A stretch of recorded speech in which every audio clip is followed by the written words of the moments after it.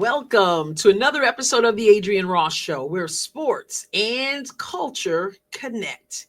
Yes, y'all, I got the towel. For those of you who aren't hanging out with us during the live streams of the games, you may not have ever met the towel, the anointed towel. This towel right here gets asked for at the beginning of every live stream of a game. You got the towel, you got the towel, you got the towel. Where's the towel? Go get the towel. It's usually down here in my office.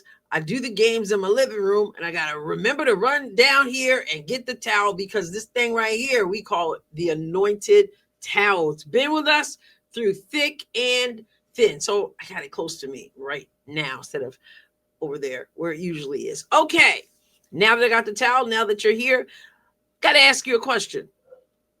What is Sophie Cunningham doing? What's she doing? I'll tell you what she's not doing.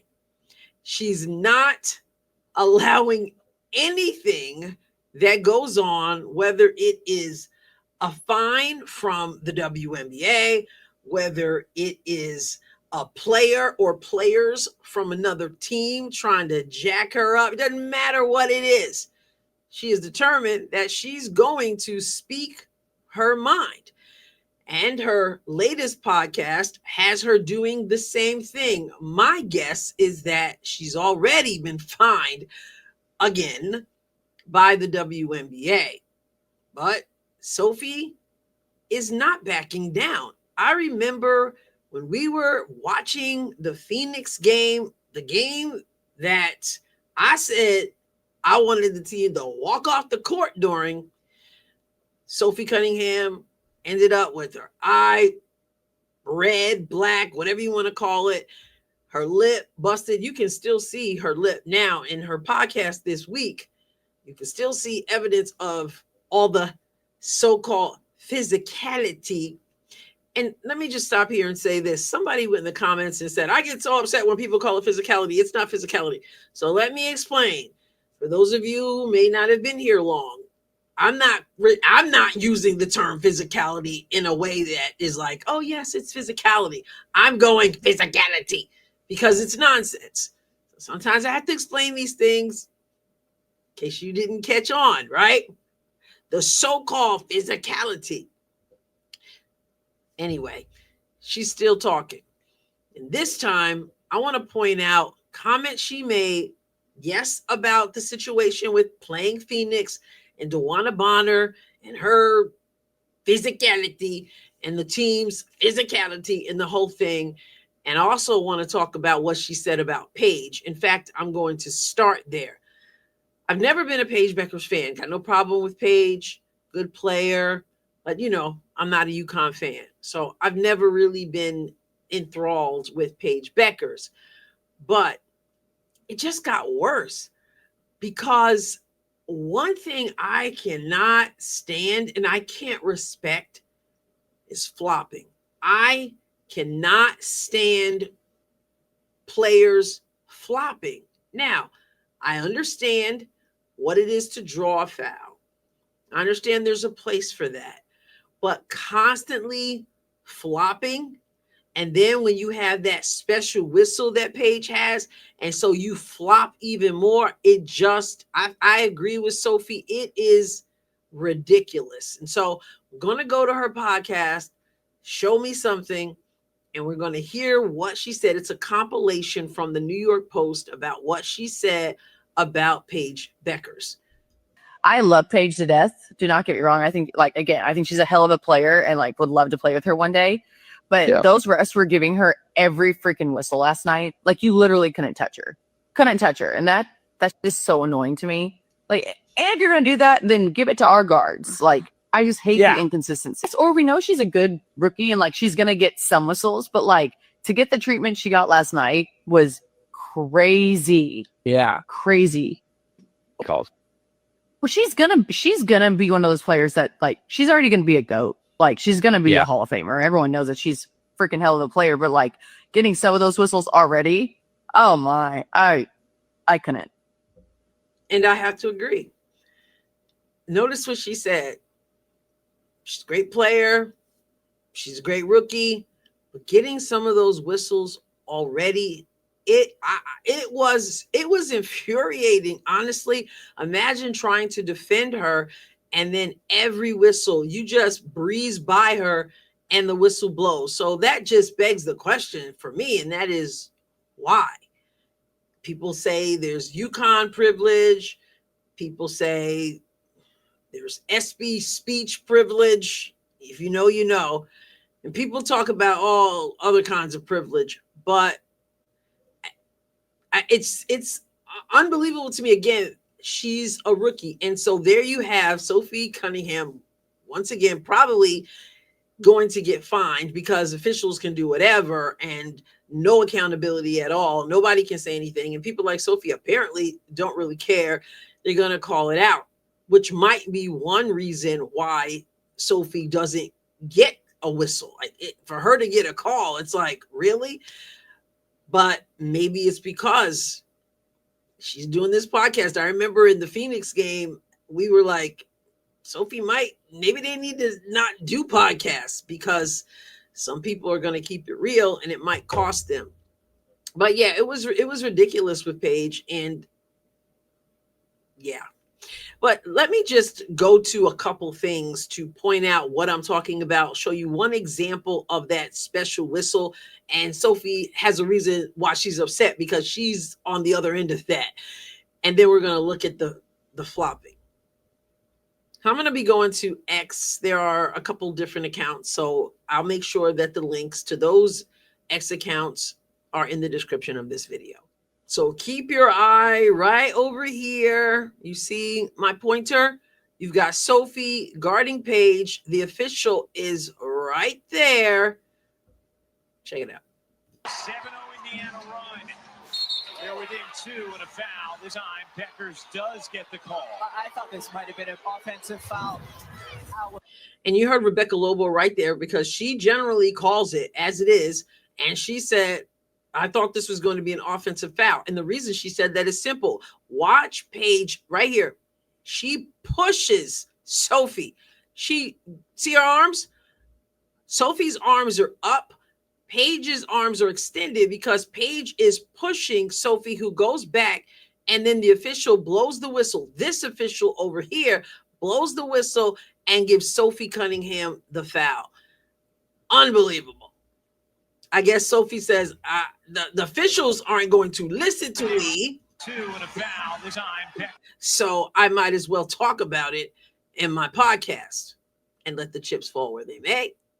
So now we get to see an example of her flopping. We're starting out with Paige right over here. So don't lose sight of her. Here's Bueckers. It's being written by Mitchell. Bueckers trying to get a whistle and just to stop. And now you hear Ryan Rucco calling her out. Those two are a good team, Rebecca Lobo and Ryan Rucco. Notice he said she's trying really hard to get a whistle because I actually misspoke. That wasn't a flop. That was an absolute dive.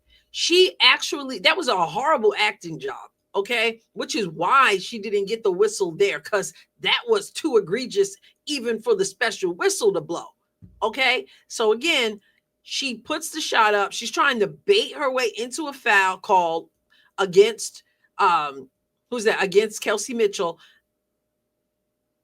Yeah, Kelsey Mitchell. And then she actually just jumps from where she is all the way over there and hits the floor. Absolute no shame in her game at all.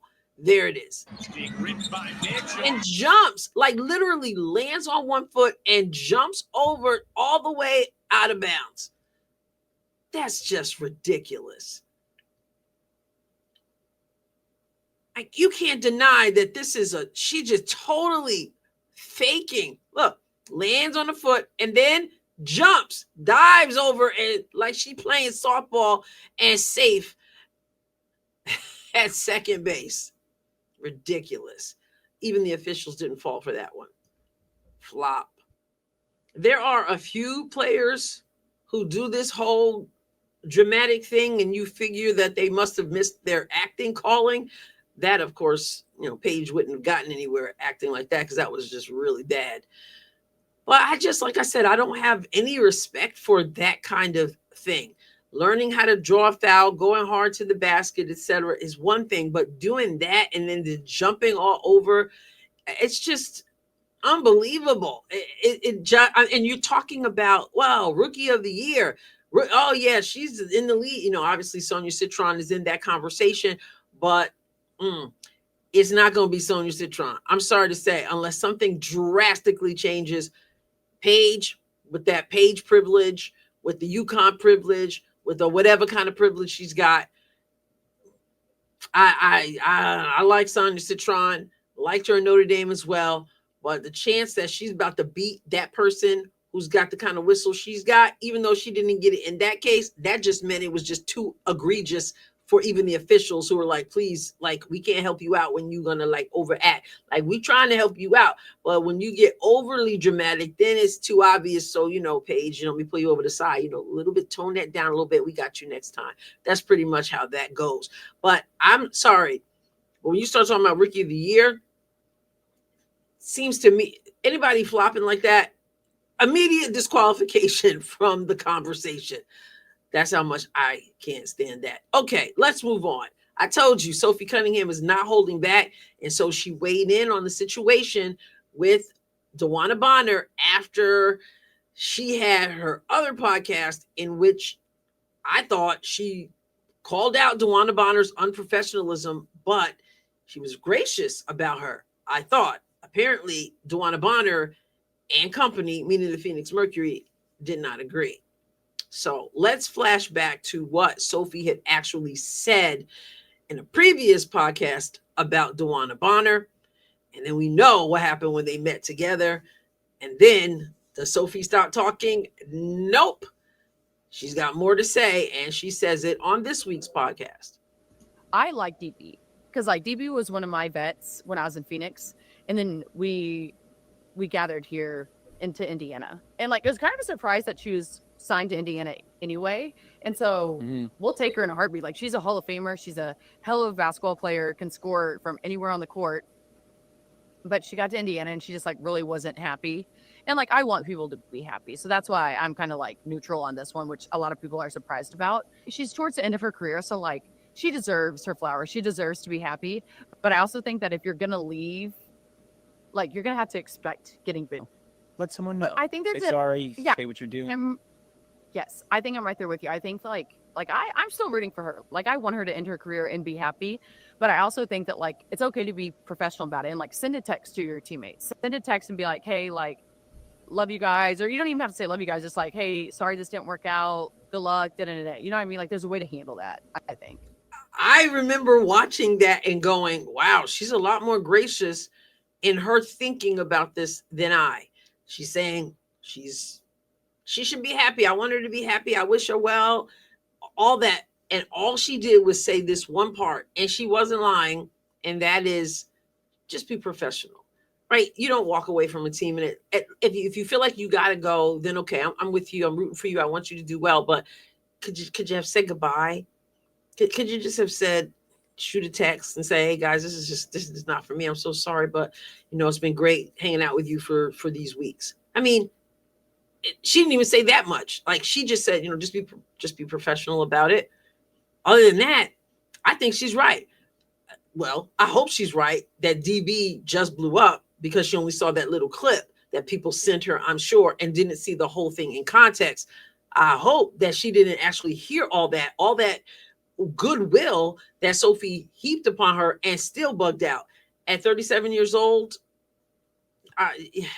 No, like she's telling the truth. So she believes, meaning Sophie believes, that that's why there was so much friction when Indiana faced Phoenix in Phoenix in that huge blowout. And so does Sophie say to herself, I'm not going to talk about this because last time I talked about this, there was this. Nope.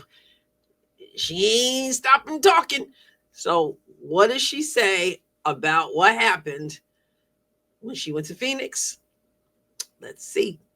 And notice the busted lip, still not fully healed.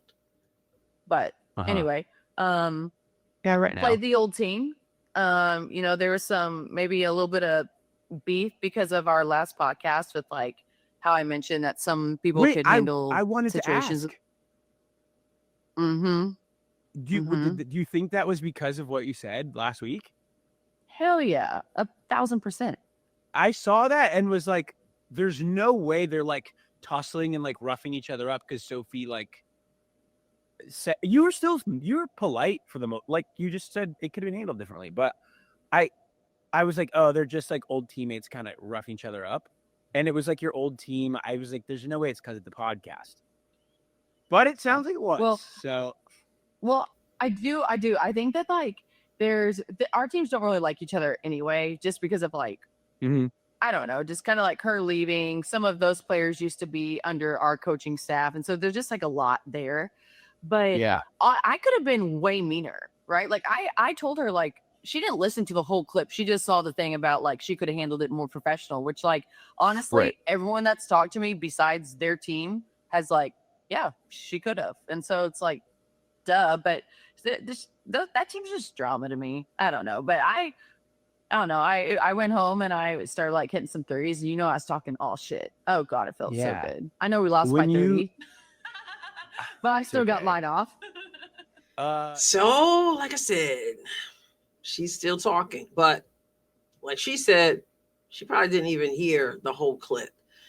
But yeah, there's the drama. Like that's probably the rivalry. Everybody wants to make it Chicago and Indiana, but that Phoenix Indiana thing is a thing. And she said there's a lot of story there, and the team is all the drama and all that.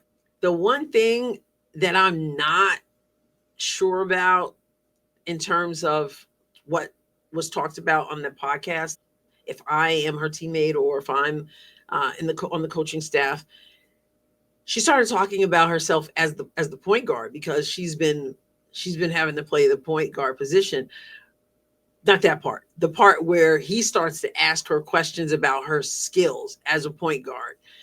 And does she have a lot in her bag? And what do you have in your bag? And, she was basically saying, listen, I need a screen because this is not my thing. We're all just trying to make the most of this adversity we're in. But he's like, I need a screen. And if not, I'm pushing off. I'm fouling. If I don't get a screen, I'm going to have to push off because, well, that's the kind of part where I was like, hold that down because you don't, first of all, the officials are looking for reasons. And number two, the other teams are listening too. So I was like, okay, keep that short. But it's just a whole different world. Like social media is such a huge thing because I love that she's not holding back on one end. But honestly, on the other end, I'm going, are you hurting yourself in terms of getting calls? Is it going to cause people like Phoenix to get ticked off and all that? But honestly,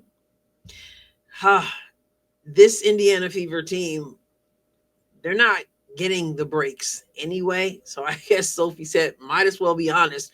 And I'm going to speak up. So if you find me, you find me, but I'm going to call it out.